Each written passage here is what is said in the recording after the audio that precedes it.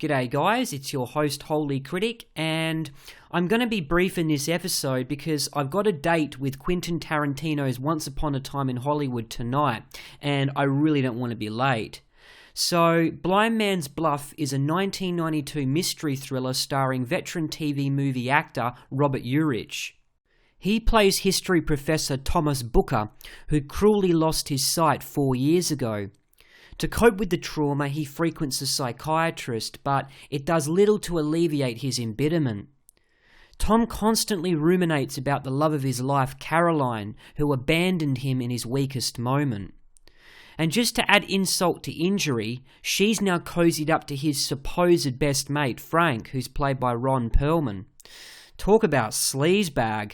If any girl ever leaves me for Hellboy, you can be sure I'm taking a long walk off a short dock. But weirdly enough, the plot never seems to make an issue out of this discrepancy, at least early on anyway. Tom and Frank still hang out together like business as usual, but you get the feeling something sinister is brewing beneath the surface.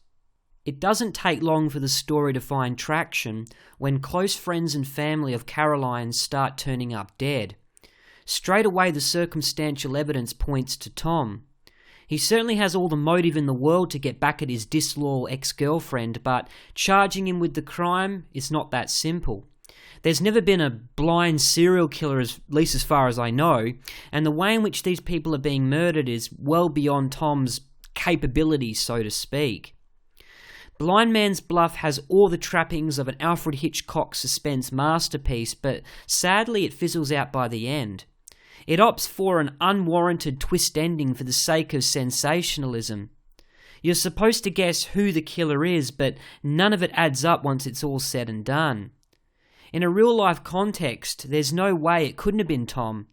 I thought the twist would have been that he was faking blindness the whole time, but no. The real culprit is even more ridiculous than that.